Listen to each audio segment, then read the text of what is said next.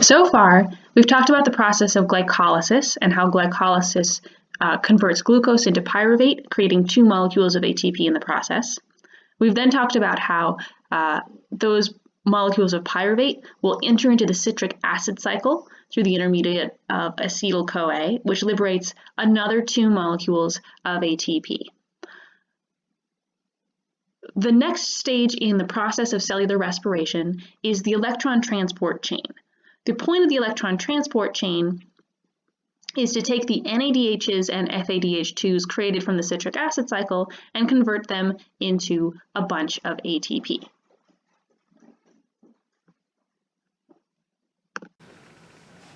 All right, so here we are inside the mitochondria, right on the inner membrane where the electron transport chain is located. This is the inner membrane, that deeply folded membrane on the inside of the mitochondria, and this is the outer membrane. So this is down here, way down below, is the rest of the cell. And then there's the outer membrane, the intermembrane space in between the membranes, the inner membrane, and the matrix. This right here is the electron transport chain. It's a series of proteins that are embedded in the inner membrane, all right next to each other, so they can work together. All right, so up here in the matrix, this is where the citric acid cycle took place. So all of the products of the citric acid cycle were made up here. And what were those products? Well, we had some carbon dioxide. That's going to diffuse out through both of these membranes, out into the rest of the cell, and then that's going to leave the cell as waste. We made some ATP up here. That ATP we can export all the way out of the mitochondria and use that to power all of our cellular reactions. And then we've also got our NADH and our FADH2, 2 really energetic molecules. We need to get that energy out of those molecules and transform it into ATP. So that's what the electron transport chain is for. All right, so let's start with the molecule of NADH.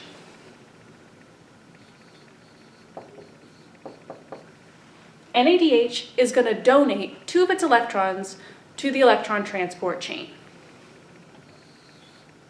When it does that, it's transformed into NAD+.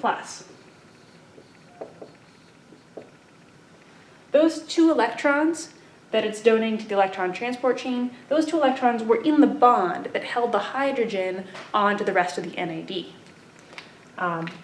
Those 2 electrons get donated to the electron transport chain, and then they get passed from protein to protein.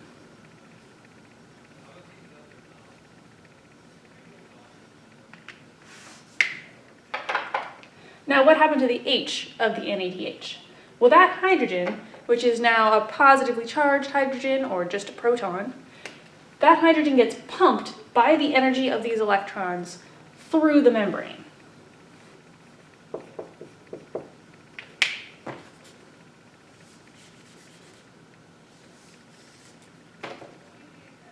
Because these electrons that enter the electron transport chain, they're really high energy, really active electrons, and as they get passed from protein to protein, they lose energy and go down to a lower activation state. So they lose energy as they're passed along, and that energy is used to pump a proton across the gradient.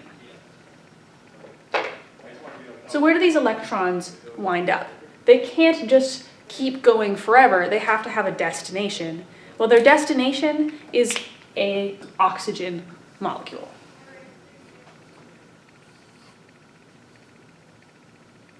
So somewhere in here is an oxygen molecule. These electrons get dumped onto the oxygen molecule, which combines with some more H pluses and gives us a water.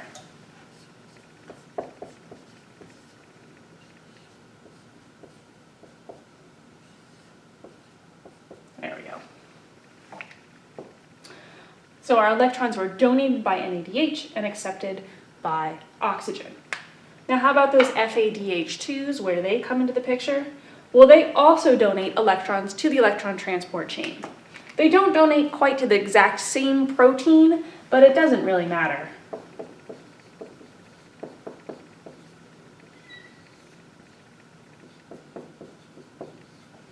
Because they donate some more electrons to the electron transport chain. Those electrons get passed along, get put onto an oxygen at the end, and the energy of those electrons is used to pump more protons across the membrane.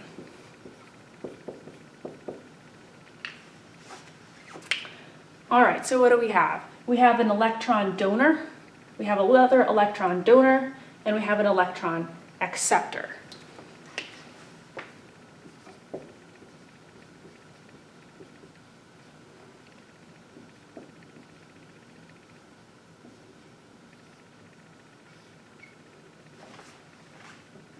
Two electron donors and one electron acceptor. If you remember from chemistry, when something loses electrons, we say it's been oxidized. So NADH and FADH2 are oxidized. When something gains electrons, we say it's been reduced. So the oxygen is reduced. So this is a redox reaction, a reduction oxidation reaction, and both of these things must take place at the same time. There has to be some oxygens to accept the electrons, because otherwise the NADH and the FADH2 cannot donate electrons. They cannot just accumulate here at the end. Just because I think that this is a really interesting protein, I'm going to give you the name of this last protein.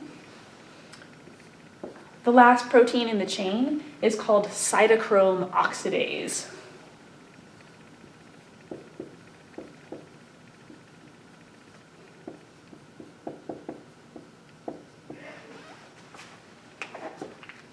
And this protein is very important because it's the last step, the last member of the last step in the chain, the last link in the chain that puts the electrons onto the oxygen. And so its function is pretty critical.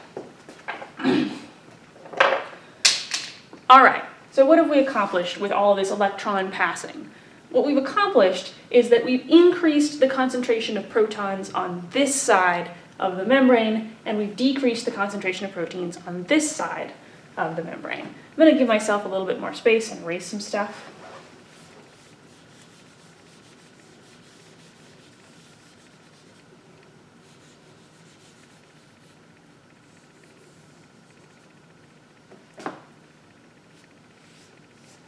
All right, so we have high concentration of proteins building up in the inner membrane space. So between the two membranes, we've got a high concentration of protons.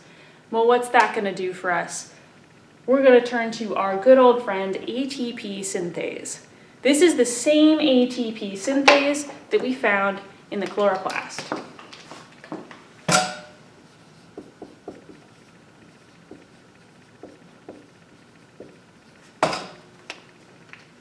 And just like in the chloroplast, this is a proton channel, so protons can flow through the ATP synthase. They turn it like a water wheel, and as it turns, it synthesizes ATP. It turns ADP into ATP.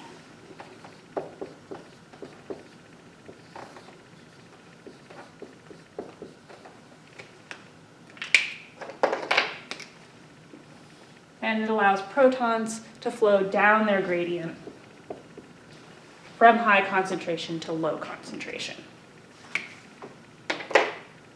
And so that's it.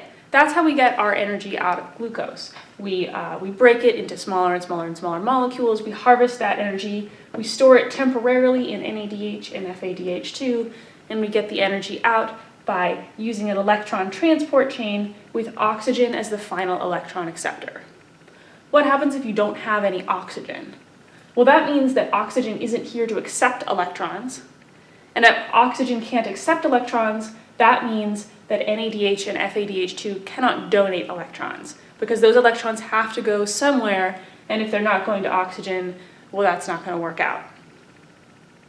So no oxygen, that means no electron transport, which means no electrons moving along the chain, which means no protons being pumped across the gradient, which means no proton gradient. We have no accumulation of protons in the inner membrane space. No accumulation of protons in the inner membrane space means that they don't want to flow down their gradient. There isn't a gradient, so the ATP synthase won't turn, so you don't get any ATP. So if you have no oxygen, you get no ATP, or at least you get very little ATP. Then you have to go through fermentation to keep running glycolysis at least. And so that's it. That's how your mitochondria works. That's how you get all of the energy from your food. Overall, cellular respiration allows us to take glucose and turn it into energy. We get this net output of 36 ATPs per glucose as long as the electron transport chain and the citric acid cycle are running. Now at this point, you may be thinking, but Dr. Fisher, I don't live on a diet of pure glucose. To which I would say, good, because you're not a hummingbird. We, of course, eat a lot more than just sugar, and we don't even eat just starch, which is, of course, made of a bunch of glucoses linked together. This is the old school food pyramid that I grew up in, and this is sort of the new way of thinking about what your dairy or what your diet should consist of. And of course, we eat a lot of proteins and as well as some fats and other things that we also need to convert into energy. So just in case you think that biology is too simple and you want me to complexify it up, this is a simplified diagram of your metabolic processes that allow you to get energy out of proteins and fats as well as carbohydrates. So proteins are converted into amino acids, which are then entered into the citric acid cycle either at pyruvate or at a later stage in the citric acid cycle. Fats are broken down into glycerol, which is converted into G3P, or into acetyl-CoA, which then can enter the citric acid cycle. I don't need you to know this whole network, and in fact the network is much more complicated than this, but it is interesting to know that all of the biomolecules can be broken down for energy, and in fact all of these reactions are reversible. So once you make pyruvate, you can make lactic acid during fermentation and then convert it back into pyruvate later. All right, that's it for cellular respiration. Thanks for watching these videos.